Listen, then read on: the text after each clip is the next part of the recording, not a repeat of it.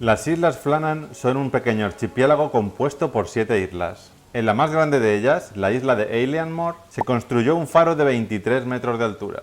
Su principal función era guiar a los barcos que se dirigían hacia el Cabo de Brad y el estrecho de Penland Firth.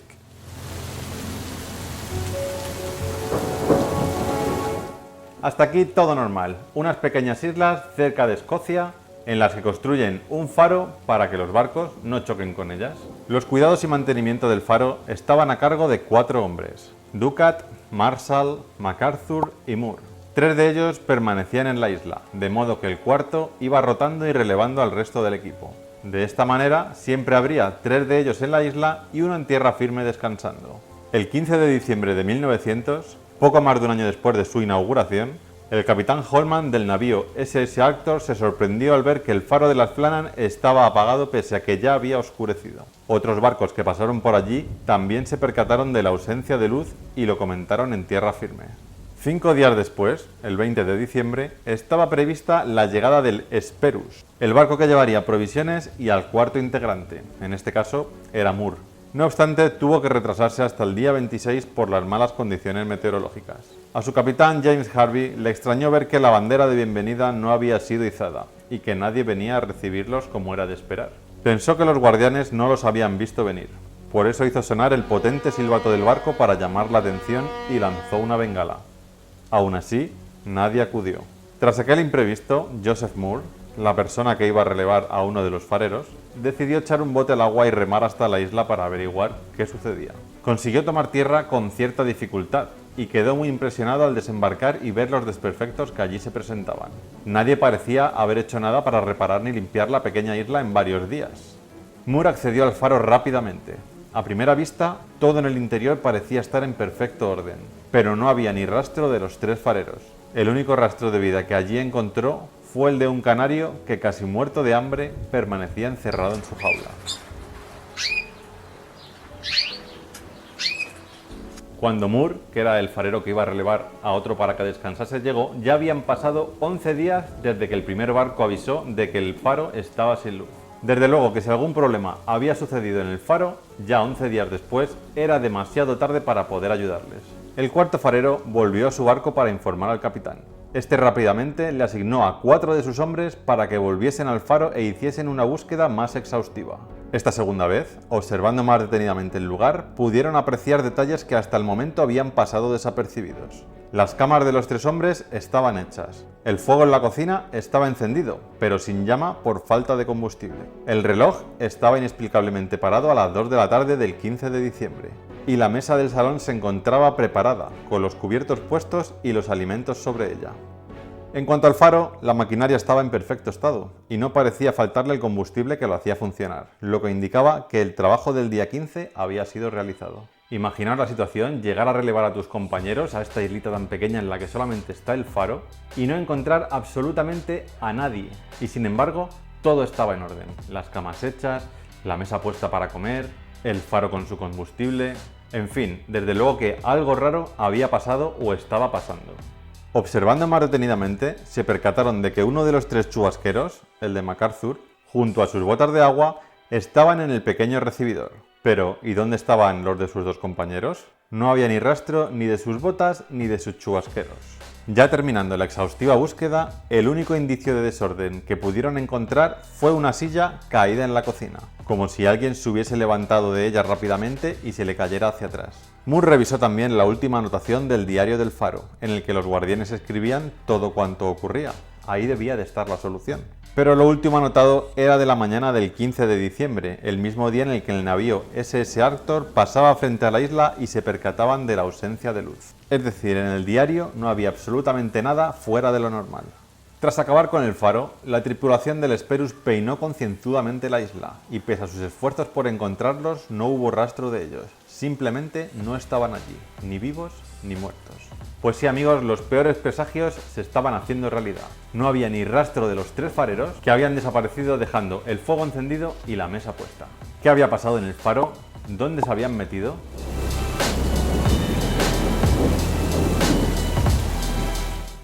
El capitán del Hesperus, Harvey, no tardó en volver a puerto y dar aviso de lo sucedido. Mientras tanto, Moore y los 4 hombres asignados por Harvey se ofrecieron voluntarios y se quedaron en la isla haciendo funcionar el faro. El capitán Harvey mandó un telegrama a William Murdoch, secretario de la Northern Lighthouse Board, que sería algo así como la asociación encargada de los faros. En él ponía: ha ocurrido un terrible accidente en las Islas Flannan. Los 3 guardianes, Ducat, Marshall y MacArthur, han desaparecido de la isla. A nuestra llegada esta tarde no hemos visto ningún signo de vida. Una nueva expedición salió para Eilean Mor el 29 de diciembre. En el barco iba Robert Muirhead, que fue el encargado de contratar a estos 3 fareros y que les conocía muy bien. Llegaban dispuestos a averiguar qué había pasado. En los alrededores de la isla, cerca del faro, no pudieron encontrar mucho más de lo que ya había encontrado Moore y sus hombres. Sin embargo, Robert Muirhead encontró unas extrañas anotaciones en unos papeles que no habían sido leídas. En estos papeles, Thomas Marshall había anotado el 12 de diciembre que estaban sufriendo unos vientos como no los habían sufrido en la vida, que Ducat estaba muy tranquilo y que MacArthur, sin embargo, había estado llorando. Resulta extraño que un veterano como MacArthur, con años y años de experiencia a sus espaldas, llegase al punto de llorar por una tormenta. El día 13, Marshall continuó anotando que la tormenta no había cesado y que los 3 habían estado rezando. ¿Cómo es que 3 fareros expertos se habían asustado tanto hasta el punto de tener que ponerse a rezar? Además, una cuestión a tener muy en cuenta es que el día 12 y el día 13 de diciembre, los informes meteorológicos no mostraban incidencia alguna cerca de las islas. Es decir, esa tormenta, esos vientos de los que hablan, solo los sufrían ellos, porque nadie más los notó ni los vio. Los informes de los barcos que pasaban por allí, como el primero que denunció o avisó que en el faro no había luz, eran de que la mar estaba totalmente en calma, que los cielos estaban despejados. ¿Qué estaba pasando? ¿Por qué los 3 fareros afirmaban estar sufriendo unas tormentas y unos vientos increíbles? Sin duda alguna, el misterio de los fareros de las Islas Flannan es uno de los siniestros costeros más famosos del mundo. Y aún a día de hoy se desconoce dónde o qué pasó con estas 3 personas. Hay muchas hipótesis y teorías sobre el paradero o qué pudo pasar con estos 3 fareros. De hecho, hay una película basada en esta historia. Y en la película lo que se explica es que ellos encuentran un cofre o una caja con oro y que esa caja la habían dejado allí escondida una especie de piratas, que por supuesto uno de esos días, el 12, el 13, el 14 de diciembre, aparecieron en la isla para recuperar su cofre lleno de oro. Otra de las hipótesis es que la tormenta era súper localizada, cerca de esas islas, encima justo del faro, y que al final pues alguna de las olas seguramente se llevó por delante a los 3 fareros.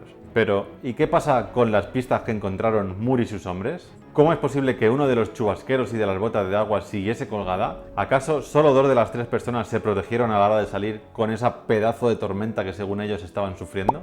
Desde luego que quedan muchísimos cabos sueltos y de momento nadie es capaz de explicar dónde están o qué pasó con estas 3 personas, con estos 3 fareros.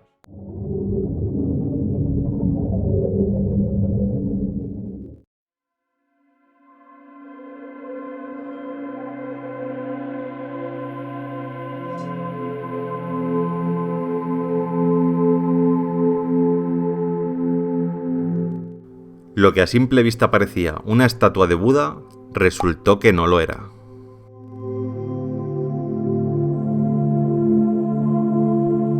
Esta estatua en la posición de loto tiene aproximadamente 1000 años de antigüedad, y durante mucho tiempo ha ido de museo en museo sin que supieran que en su interior había nada más y nada menos que un monje. Un monje momificado allá por el año 1100. La tomografía realizada en el año 2014 reveló los restos mortales de un hombre de entre 30 y 50 años con la piel y los músculos perfectamente conservados, aunque en la imagen escaneada solo se distinguía el esqueleto. Para los monjes no era raro practicar la automomificación, pero encontrar un monje dentro de una estatua es algo realmente extraordinario. Se trata del único ejemplo conocido en el mundo. Aunque quién sabe si después de este descubrimiento no haya más estatuas así repartidas por los museos de todo el mundo. La automomificación llevada a cabo por este monje debió de ser durísima, ya que el proceso duraba unos 2000 días, durante los cuales los primeros 1000 el monje seguía una dieta estricta a base de frutos secos y semillas para desprenderse de su grasa corporal, y los otros 1000 días exclusivamente a base de raíces y cortezas de árbol. Transcurrido ese tiempo, el monje bebía un té que le provocaba vómitos y una pérdida masiva de fluidos corporales. Además, el cuerpo, debido al veneno, no era comido por bacterias, insectos o roedores. Después de todo esto, con el monje ya al límite de la vida, se le colocaba con ayuda en la postura del loto dentro de la estatua. Se le dejaba un tubo para respirar y una campana para comunicar si seguía con vida. Cuando ésta dejaba de sonar, el monje había muerto y la estatua se sellaba 1000 días más, tras los cuales se abría para comprobar si la momificación se había hecho correctamente.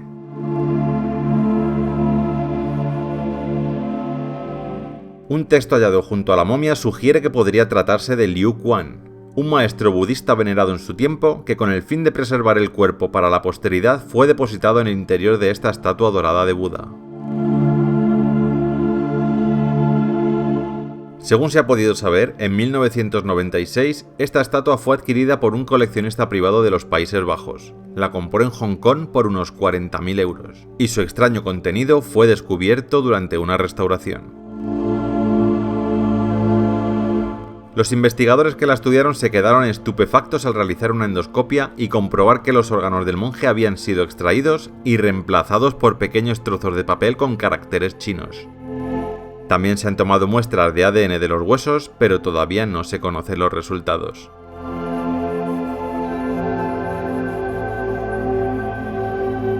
Un hallazgo realmente sorprendente.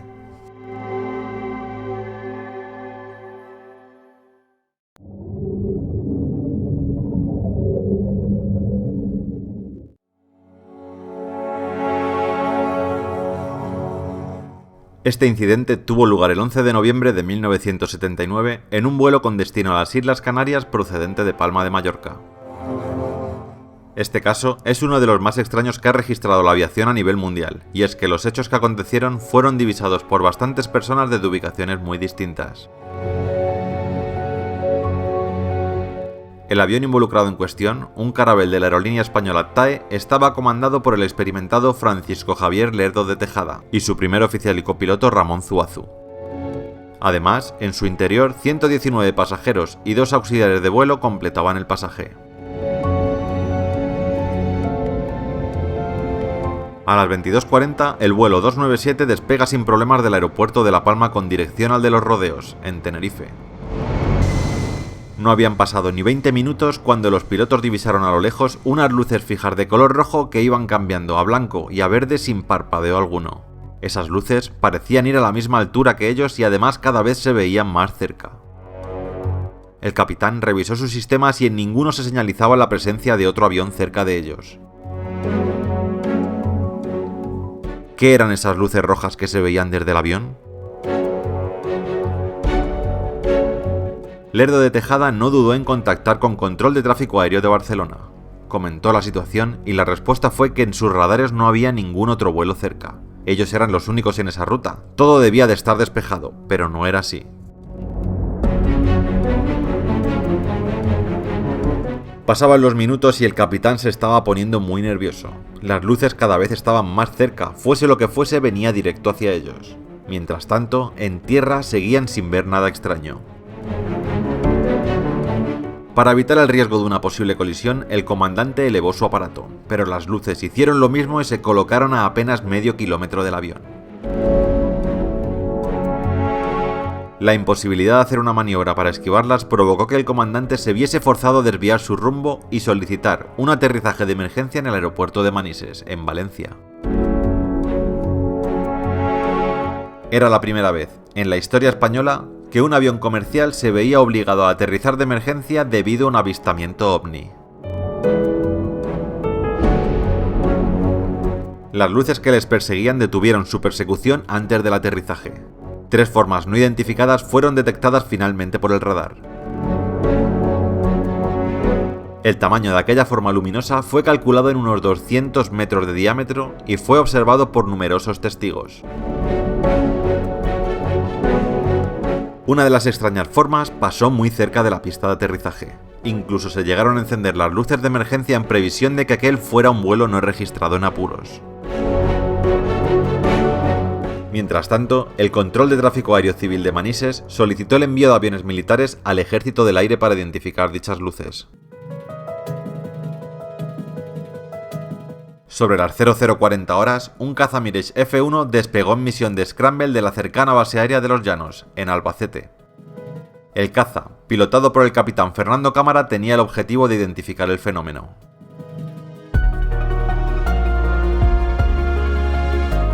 El capitán no tardó en encontrarse con esa gran luz roja. Según sus palabras, veía la luz pero el radar no detectaba nada.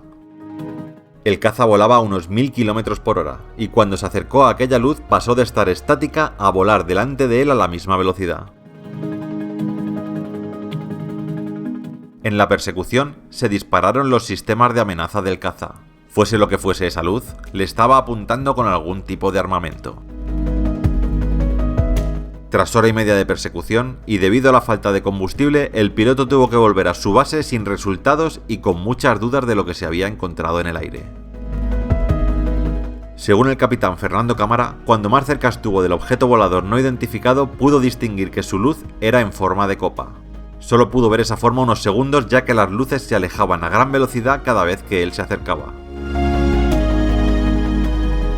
También se denunciaron avistamientos de estas luces por ciudadanos en diferentes localidades de Barcelona. Las explicaciones que se han venido dando durante el tiempo no han tenido mucho sentido. Algunos medios hablaban de luces desde una refinería que podrían parecer estar volando debido a la claridad de ese día, algo que no tiene mucho sentido ya que el caza debería de haber pasado sobre ellas e identificar esa refinería. También se especulaba con vuelos no identificados del ejército de Estados Unidos. El caso se cerró afirmando que no existía ningún objeto volador, ya que en ningún momento se divisó algo que fuera distinto a luces. Estamos ante uno de los casos más extraños de la historia de la aviación.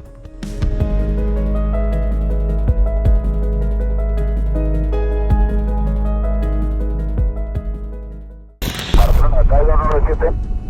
TAE 297, dígame. Confirmo que tenemos algún tráfico próximo a nosotros, a nuestra izquierda, aproximadamente unas 4 o 5 millas. 297, en negativo, no hay tráfico notificado. Tenemos dos señales de luces rojas, como ahora a unas 3 millas a las 10 de nuestra posición. Aproximadamente a la misma altura. TAE 297, ¿me confirma si va en su misma dirección? Afirmativo, lo tenemos cada vez más cerca. TAE 297, no tenemos ningún tráfico notificado a los alrededores. También hemos llamado a Palma para ver si fuera a nivel 240 inferior y nos ha dicho que no tenía ningún tráfico notificado. Barcelona, TAE 297, he incrementado el rate de ascenso, ahora estoy a través de 280 y el tráfico sube mucho más rápido que nosotros y se acerca cada vez más. 297 recibida. Barcelona, TAE 297, pongo rumbo a Valencia. 297, ¿desea que comuniquemos con algún interceptor de la defensa? Si es posible, sí, información, porque el tráfico está a menos de media milla y ahora mismo ha bajado un montón. Ha bajado, ahora debe estar unos 3000 pies por debajo de nosotros.